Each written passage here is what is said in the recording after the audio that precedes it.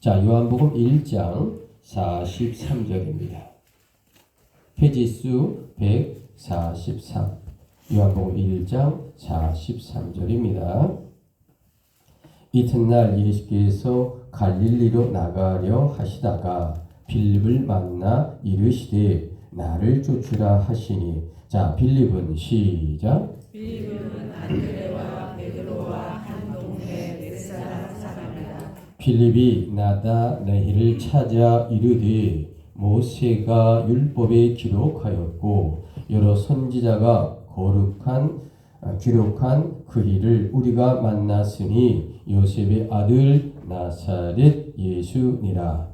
나다나엘이 이르되 나사렛에서 무슨 선한 것이 날 수 있느냐. 빌립이 어제 와서 말하니라. 예수께서 나다나엘이 자기에게 오는 것을 보시고 그를 가리켜 이르시되 보라, 이는 참으로 이스라엘 사람이라. 그 속에 간사한 것이 없도다.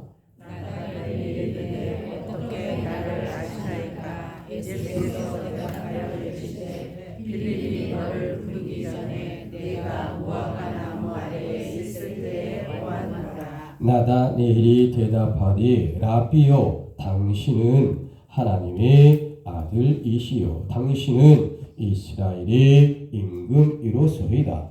예수께서 대답하여 이르시되 내가 너를 무화과 나무 아래에서 보았다 하므로 믿느냐. 이보다 더 큰 일을 보리라. 자, 또 이르시되 천천히 시작. 또 이르시되 진실로 진실로 너희에게 이르노니 하늘이 열리고 하나님의 사자들이 인자 위에 오르락 내리락 하는 것을 보리라 하시니라. 아멘. 자, 여러분 오늘 주보를 보시면 오늘 주제가 잘 나와 있죠.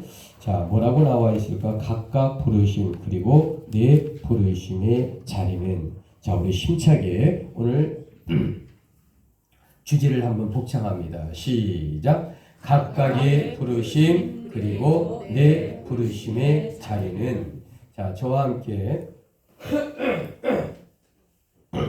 자, 눈높이를 맞추시고 함께 인사합니다. 주님의 이름으로 사랑합니다. 좌우로 합니다. 주님의 이름으로 사랑하고 주님의 이름으로 축복을 드립니다. 자, 어느 날이요, 사냥꾼이 사냥을 위해서 숲속으로 들어갔대요. 자, 그는 이리저리 둘러보니까 마땅한 사냥감을 찾지 못했습니다. 그는 이리저리 둘러봤지만 마땅한 사냥감을 찾지 못했어요. 자, 그런데 그때 나무 위에 앉아있는 까치 한 마리를 발견합니다. 그래서 그는 오늘 사냥이 없는데, 사냥 물건이 없는데 저 까치라도 잡아가야 되겠다라고 이제 활 시위를 쫙 당기는 겁니다. 그런데 나무 위에 앉아 있는 이 까치가 좀 뭔가 달라요. 그래서 이상하다, 왜 이렇게 움직이지 않고 저렇게 한 곳만 주시하고 있을까? 사냥꾼이 호기심이 생기잖아요. 자, 그래서 이제 활을 당겼던 걸 조금 줄이고 살살 조금씩 나무 밑으로 이제 다가서는 겁니다. 자, 그랬더니 이 까치가 이 사냥꾼의 접근을 눈치 못 채고 뭔가 유심하게 쳐다보고 있는 거예요. 자, 가만히 접근해서 보니까 이 까치가 뭐를 잡아먹으려고 하냐면 사마귀를 잡아먹으려고 해요. 뭐를 잡아먹으려고 한다고요? 사마귀를. 자, 그러니까 이제 사냥꾼이 가까이 오는 것도 모르는 거예요.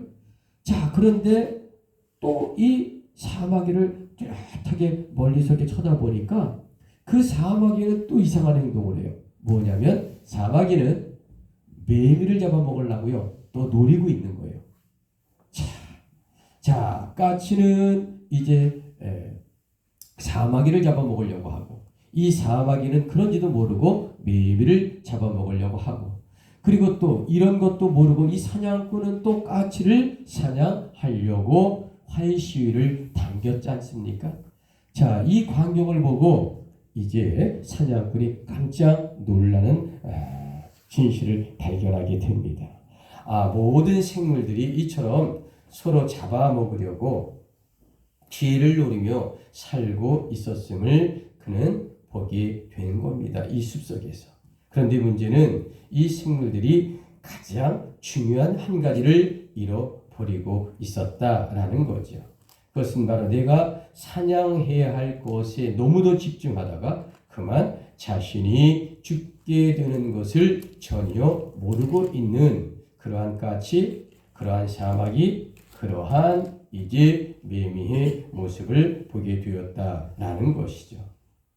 그래서 사람이나 식물이나 가장 중요한 것을 잃어버리고 다른 것에 정신이 팔려서 살다가는 내 생명을 빼앗길 수 있다라는 것. 이 사냥꾼이 깊이 이 숲속에서 깨달았다라는 이야기가 있습니다.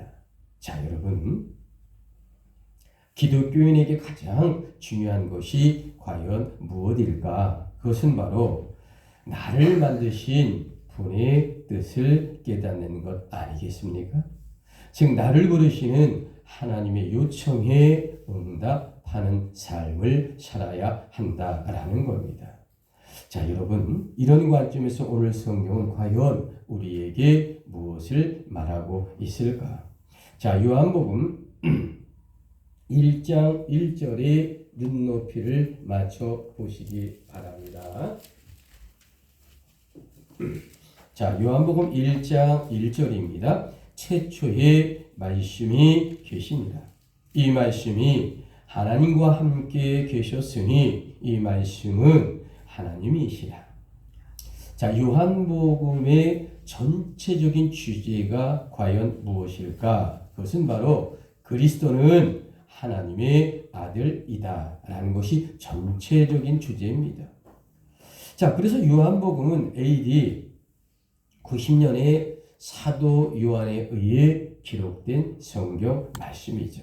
자, 그러면 요한복음의 아주 핵심 구절이 있을 것 아닙니까? 자, 요한복음의 핵심 구절은 무엇일까? 주보 1장, 주보 뒤편의 1번을 보시면, 자, 요한복음 3장 16절, 자, 누구나 잘 아는 성경 말씀, 이것이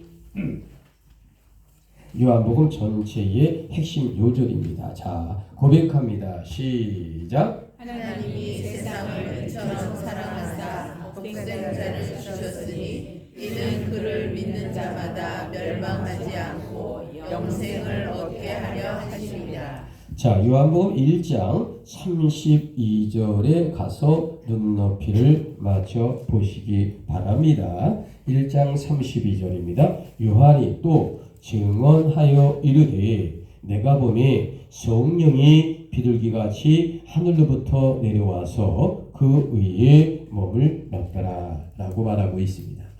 자, 이 지도를 보시면 예수님께서 지금 이 요단강, 여리고 위쪽의 요단강 이 부근에서 이제 세례를 받는 광경을 지금 방금 성경이 말씀하고 있는 겁니다.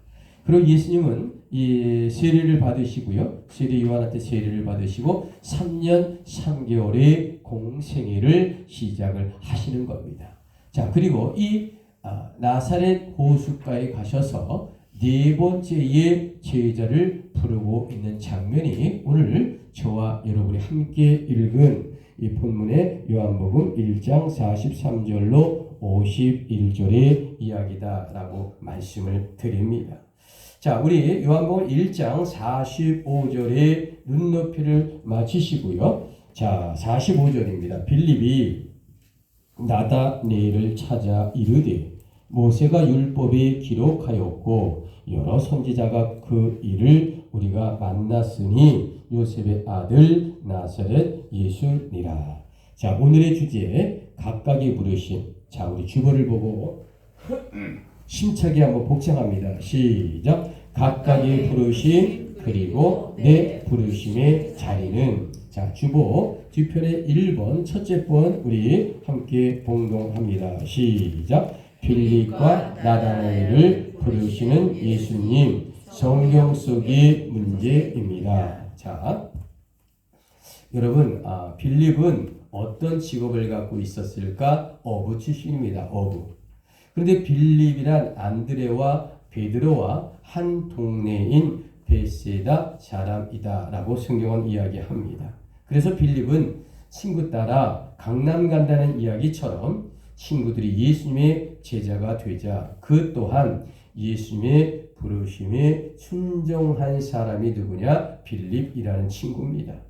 한마디로 빌립에게 있어서 예수님의 제자란 참 우연한 계기를 통해 주님의 부르심을 받은 것처럼 이 성경은 기록하고 있습니다. 자, 그런데 오늘의 성경은 이 빌립이 네 번째 제자인 가나 출신 나다네엘을 예수님께 추천하고 있는 광경을 자세하게 기록하고 있습니다. 자, 여러분, 그런데 나다네엘의 통찰력이 대단했습니다. 나다네엘은 마음속에 품은 것을 한 번에 알아보시고 예수님을 메시아로 인정하고 고백하고 있는 귀한 말씀이 이 성경에 기록되어 있어요. 자, 요한복음 1장 49절을 보십시오. 나다네엘이 대답하되, 자, 우리 천천히 힘차게 고백합니다. 시작. 나다나엘이 대답하되 라비여 당신은 하나님의 아들이시요 당신은 이스라엘의 임금이로소이다. 아멘. 자, 여러분, 예수님께서는 두 제자를 부르셨지만 그 방식이 전혀 달랐다라는 거죠. 자, 그래서 오늘의 주제가 무엇일까? 각각의 부르심 그리고 내 부르심의 자리는. 자, 두 번째, 여러분 주보를 보시면 두 번째가 잘 기록되어 있습니다. 자, 뭐라고 했을까? 우리 심차게 한번 고백합니다. 시작. 우리를 향한 맞춤식 부르심으로 이 세상에서의 문제입니다. 여러분, 우리 역시 하나님의 부르심을 받은 자들입니다. 아멘 하십니까? 아멘. 그래요. 자, 그런데 여러분 사실은 저마다 부르심을 받게 된 계기가 전혀 다르다라는 거죠. 자, 여러분 어떤 분들은요, 아는 분의 전도를 통해 하나님을 만나는 분도 있고요. 그리고 또 어떤 이들은 자녀들의 권유를 통해 예수님을 영접한 성도님들도 있어요. 또는 병중에 낙담하고 있을 때에 주님의 부르심에 응답한 분도 있을 겁니다. 저 같은 경우는 원래 경기도 시흥 출신이거든요. 그래서 시흥 신천 감리교회 출신입니다. 저희 과거 고향지에 조금 멀리 여기서 아마 이정희 권사님네 거리 정도 되는 곳에 교회가 있었어요. 자, 교회가 있다 보니까 제가 7살에 걸리 이사를 갔는데 초등학교 1학년, 2학년 성탄절만 되면 그 교회에서 신천 감리교에서 주는 사탕과 과자가 환상입니다. 아무것도 먹을 것이 없던 그 시절에 성탄절에 가서 그 받아 먹는 이 한 봉지의 사탕과 과자는 정말 일생의 가장 감동적인 만난 간식이었고 행복이었습니다.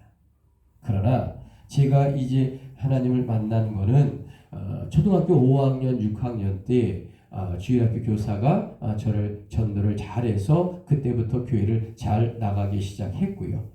중학교 때 부흥회 때 하나님을 만나 하나님의 부르심을 깨달아서 소원하고 그리고 하나님을 잘 믿게 된 체험을 간직했기 때문에 저희 하나님의 부르심은 바로 그렇게 시작이 되었고 신천감리교회 중등부 회장, 고등부 회장을 거쳐 오늘날 이렇게 목회자가 되었다라고 말씀을 드릴 수 있는 겁니다.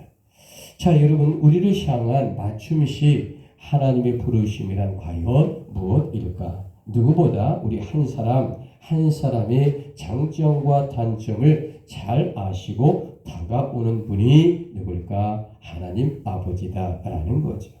그리고 또한 그분은 바로 예수 그리스도이십니다. 그러므로 우리는 오늘 성경을 통해 이 빌립과 나다나엘의 부르심에서도 예수님의 부르심의 성격이 전혀 달랐다라는 것을 확인시켜 주고 있다라는 말씀입니다. 자, 여러분, 오늘의 주제가 무엇일까? 각각의 부르심 그리고 내 부르심의 자리는. 자, 여러분, 세 번째 우리 주보를 보시면 우리 소제목이 나옵니다. 자, 함께 우리 고백합니다. 자, 시작. 다양한 부르심, 하지만 동일한 부르심에 자리한 성경 속의 은혜입니다. 자, 여러분 요한복음 1장은 예수님께서 베드로와 이 안드레 그리고 빌립과 나다네일을 자세하게 부르는 장면을 기록한 성경입니다. 예수님의 제자들을 부르실 때에 각자의 상황과 각자의 개성에 맞게 부르셨다라는 겁니다. 여러분 베드로와 안드레 전 스승의 세례 요한의 고백을 통해 주님의 제자가 된 케이스입니다. 그러나 빌립의 경우는요. 베드로와 안드레를 통해 마음의 준비를 시키시고 나를 따르라 라고 부르신 것이 빌립이고요. 여러분 나다나엘은 주님께서 그의 고민을 이해해주고 납득이 가게 설명해 주시면서 그를 부른 자가 바로 나다나엘이다. 그래 주님의 네 번째 제자가 되었다라고 말씀을 드릴 수 있습니다. 자 여러분 요한복음 1장 43절을 가만히 들여다 보시기 바랍니다. 자 1장 43절입니다. 예수께서 제자들을 부르시는 배경이 공통적으로 어디가 주로 부르시냐면 갈릴리 호수였다라는 거죠. 자, 여러분 2000년 전에 이 갈릴리 호수는 예수님의 공생애의 핵심적인 지역이었다라고 말씀드립니다. 자, 그 옛날 2000년 전 이 갈릴리 땅은 이스라엘 땅이었지만 변방의 땅으로 불리는 곳이었어요. 그것은 바로 외세가 침입할 때 가장 먼저 정복당하는 땅이 바로 어디였을까? 갈릴리였다라는 거죠. 여러분 그래서 이 갈릴리 호수 지변은요 순수 유대인의 숫자가 그리 많지가 않았다라는 말씀을 드립니다. 자, 이 갈릴리 호수를 여러분 지도를 보시면 여기가 평야지대입니다. 좀 움푹하게 들어가 있거든요. 자, 그러니까 외세가 침입을 하면 여기를 정복하기가 쉬울까요? 어려울까요? 쉽죠. 평야지대니까. 자, 그러니까 그러면서 또 이 갈릴리가요 평야지대니까 이 아람이나 또 이 암몬 또 애굽으로 가는 길목입니다. 자, 그러니까 여기는 교통의 아주 중심지죠. 사방팔방 외국 나라로 연결되는 그러한 도로가 있는 갈릴리 호수였다라고 말씀을 드립니다. 자, 그러나 농촌 지역이고 또 호수가입니다. 자, 그러다 보니까 그렇게 뭐 정치인들이 많이 사는 곳은 아니에요. 그러나 그곳에는 뭐가 많냐면 농사가 잘 되고요. 고기도 엄청나게 많이 나오는 그런 호수가입니다. 자, 그러다 보니까 세계 각국의 이 교통로 중심에 있다 보니까 상업이 발달하고 많은 외국 사람이 거쳐가게 되고 자, 그러다 보니까 장사가 잘 되고 농사도 잘 돼요. 그러다 보니까 나름대로 큰 부자는 아니지만 여러 가지 짭짤한 재미 상업을 보게 되고 농사를 짓게 되고 고기를 잡아 팔다 보니까 조금 먹을만 해요. 2000년 전에. 그러다 보니까 로마가 지배하던 시대니까 세금을 마구 이 어민과 이 농민들에게 뜯어냅니다. 그러니까 이 갈릴리 지역에 사는 사람들은 신이었기 때문에 로마 군대와 그리고 세리장들에게 세금과 각종 수탈을 당함으로 말미암아 처참한 생활을 하게 된다라는 거죠. 자, 여러분 그러니까 뭐 농사 짓고 고기를 치면 자꾸 빼앗겨요. 이걸 다르게 말하면 수탈당한다라는 거죠. 일본에게 우리가 공물을 바치고 수탈을 당했던 것처럼 이 로마에게 이 삭개오 같은 이런 그러한 세리장들에게 뭐 고기 잡은 세를 내라, 농사 짓는 세를 내라, 뭐 장사한 세를 내라 자꾸 이러다 보니까 이 갈릴리 지역의 사람들은 자꾸 빼앗기는 것이 참으로 많아요. 일리 뜯기고 전리 뜯기니까 상처가 얼마나 많겠습니까? 농사 잘 된 데는 죄로 그리고 뭐 예루살렘에서 꽤 굉장히 멀기 때문에 알아주지도 않으면서 이렇게 자꾸만 뜯어가니까 이 갈릴리를 중심으로 사람들의 마음이 어떠냐면요. 자, 우리 독립군이 있죠. 일정 때 그것처럼 이스라엘 이 예수님 2000년 시절에 열심당이라고 있습니다. 한번 따라해 보실래요? 열심당. 여신당은 무엇이냐면 로마로부터 나라를 독립해서 우리 이스라엘을 다시 찾자라고 하는 독립군 같은 생각을 갖고 있는 사람들입니다. 그러니까 굉장히 정열이 있죠. 그리고 만일에 혁명을 했다가 붙잡히면 바로 아람이나 시리아나 다른 나라로 도망을 가면 되니까 여기 있는 사람들은 이제 그러한 독립적인 성격의 영향을 많이 갖고 있는 사람들이고 상처가 많았고 그리고 밥은 먹고 살지만 이것저것 다 뜯기는 지역이 이 갈릴리 호수 주변에 살아가는 사람들의 모습이었다라고 해도 과언이 아니었다라는 것입니다. 자, 여러분, 한마디로 2000년 전 갈릴리란 이스라엘 땅에서 사실은 젖줄과 같은 생명이 있는 물의 원천입니다. 이스라엘 가장 모든 물의 48%가 이 갈릴리 호수를 통해 다 전달되거든요. 그러니까 이스라엘의 가장 중요한 젖줄이 어디냐? 갈릴리 호수예요. 그런데 이스라엘에서 가장 낙후되고 가장 인정받지 못하는 동네로 전락된 것이 그 시대의 상황이었다라는 거죠. 그러니까 가장 중요하고 가장 값진 곳이면서도 현실적으로 방치되고 보잘것없는 국토의 변방 지역과 한마디로 말하면 관시를 받았던 곳이 어딜까? 바로 갈릴리 지역이었다.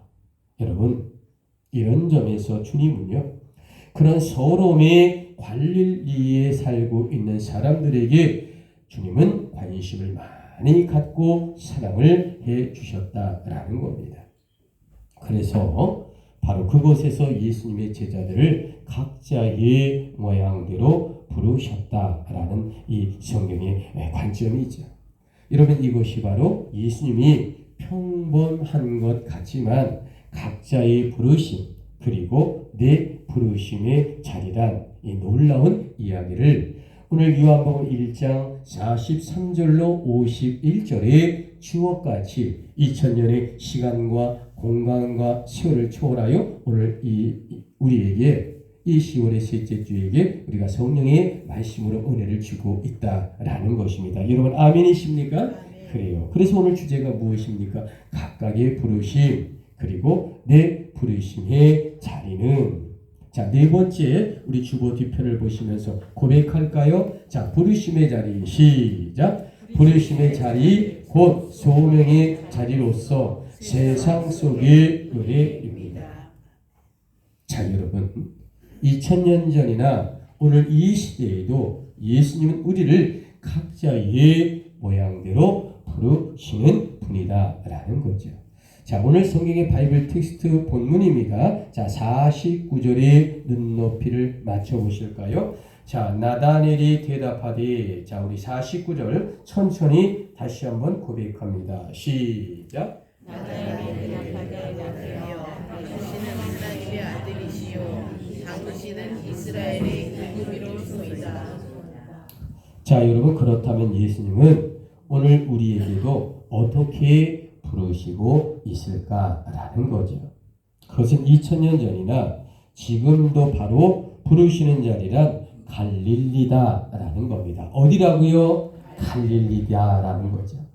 여러분 오늘날 우리에게 과연 갈릴리는 어떤 곳일까라는 거죠. 자, 우리는 인생을 살면서도 때론 외로울 때가 있습니다. 그리고 주님을 믿는다고 하지만 너무도 억울할 때도 없지 않아 있어요. 또한 기독교인이라고 우리가 살지만은 마음이 너무도 아프고 말 못할 고민에 처할 때도 때때로 우리 인생에 있지 않겠습니까? 여러분 그런데 바로 그 시점에서 주님은 우리를 불러주신다라는 겁니다. 그리고 그 모든 어려움을 기적처럼 해결해 주실 때가 적지 않았어요. 여러분 그래서 우리들이 놀랍게도 지금까지 존재하는 것이 무엇입니까? 나는 지지리도 하나님의 복을 받지 못했어. 그렇게 생각하고 말하는 사람이 있는데 그렇지 않아요. 지지리도 하나님의 복을 받지 못했다면 지금까지 우리가 살아있지 않습니다. 아멘이십니까?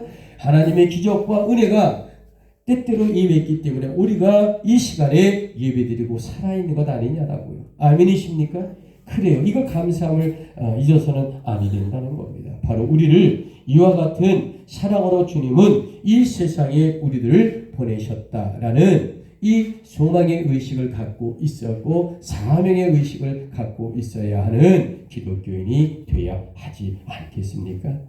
자, 우리 주보를 보시면 2번에 있습니다. 디모데후서 1장 9절. 자, 오늘의 본문과 연결되는 말씀입니다. 하나님이 우리를 구원하사. 자, 우리 천천히 디모데후서 1장 9절의 말씀을 고백합니다. 시작. 하나님이 우리를 구원하사 거룩하신 소명으로 부르시는 우리의 행위대로 하심이 아니요 오직 자기의 뜻과 영원 전부터 그리스도 예수 안에서 우리에게 주신 은혜대로 하심이라.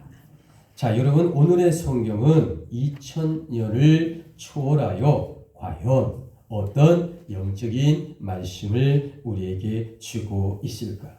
그것은 바로 나다나엘을 통해 예수님이란 각자의 부르심 그리고 내 부르심의 자리란 무엇인가를 오늘 우리에게 묻고 있다라는 말씀입니다.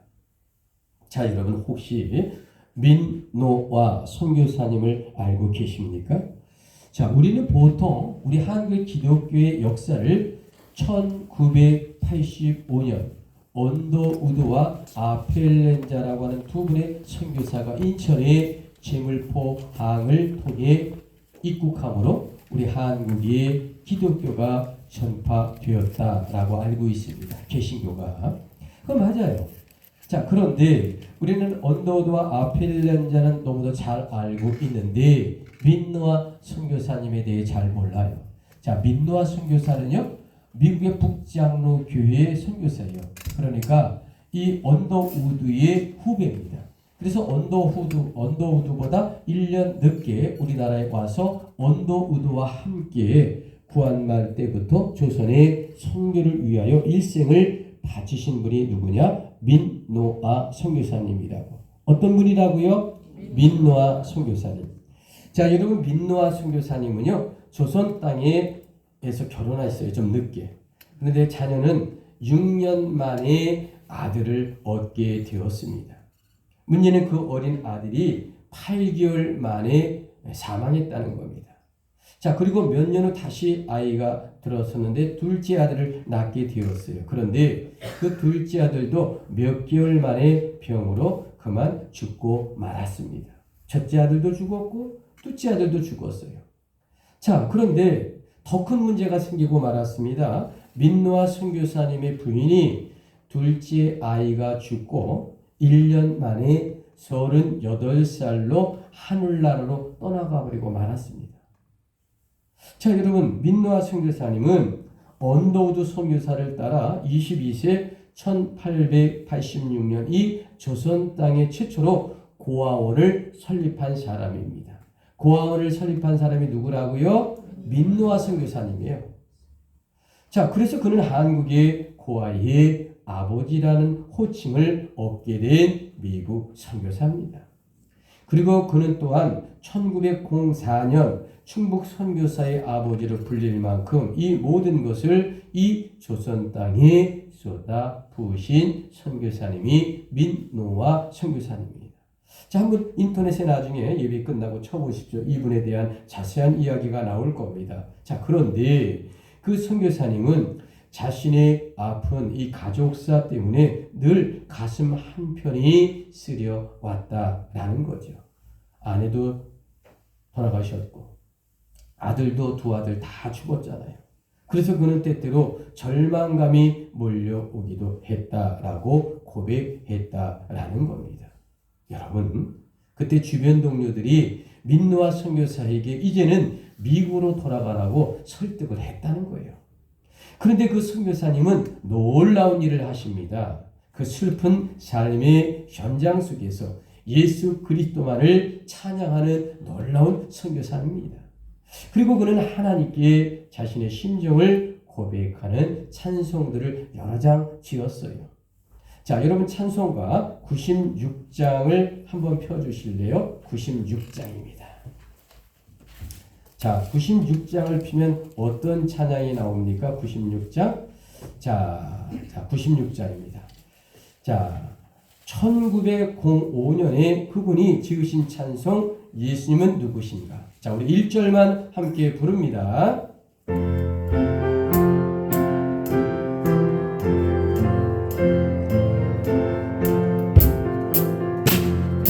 예수님은 누구신가? 오는 자의 위로와 오는 자의 분성이며 전한 자의 높음과 잡힌 자의 노임되고 우리 기쁨 되리. 4절입니다. 예수님은 누구신가? 온 교회의 머리와 온 세상의 구주시며 모든 왕의 왕이여 신하실 주님 되고 오래 영광 되시리. 아멘. 자, 여러분, 자, 이 민노아 선교사는요, 이 96장 외에도요 204장 찬송 보면은요 주의 말씀 듣고 이런 찬양이 있어요. 자, 204장도 그분이 지으신 거예요. 또 우리 추수감사절이 되면 찬송하는 게 있어요. 588 공중나는 새를 보아라. 이것이 다 민노아 선교사님이 만드신 곡입니다. 자, 그러면 여러분, 이 민노아 선교사님이란 과연 어떤 분이셨을까? 이분은 우리 조선 땅에서 가족사의 슬픔을 딛고 각각 부르심, 그리고 내 부르심의 자리를 잘 수행하신 진정한 그리스도인이었다라고 말씀을 드립니다. 아멘이십니까? 아멘. 그래요. 자, 그러면 오늘의 결론은 뭐냐 이거예요. 결론입니다. 오늘의 주제, 각자의 부르심 그리고 부르심의 자리다. 자, 마지막으로 우리 힘차게 오늘 주제 한번 복창합니다. 시작. 자, 각각의 부르심. 시작. 각각의 부르심 그리고 내 부르심의 자리는. 첫 번째 우리 주보 우리 한번 읽어봅니다. 신명기 30장을 근거로 하나님으로부터 시작. 하나님으로부터 생명을 얻는다는 것입니다. 여러분 이 말씀에 아멘 하십니까?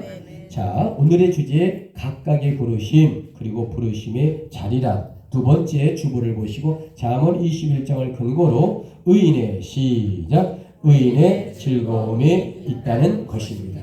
자, 여러분 이 말씀에 기쁨으로 아멘 하십니까? 그래요. 자, 오늘의 주제 각각의 부르심 그리고 부르심의 자리란 세 번째 우리 주보 보시면서 신명기 28장을 근거로 세상에서 고백합니다. 시작. 세상에서 승리하게 된다는 것입니다. 여러분 이 말씀에 정말로 아멘 하시겠습니까? 그래요. 자, 각각의 부르심 오늘의 주제 그리고 부르심의 자리란 네 번째 요한복음 3장을 근거로 예수님의 이름으로 고백합니다. 시작. 예수님의 이름으로 구원을 받는다는 것입니다. 자, 이 말씀에 아멘이십니까? 구원을 받는데 이렇게 소리가 작아. 여러분 이 말씀에 아멘이십니까? 아멘. 그래요.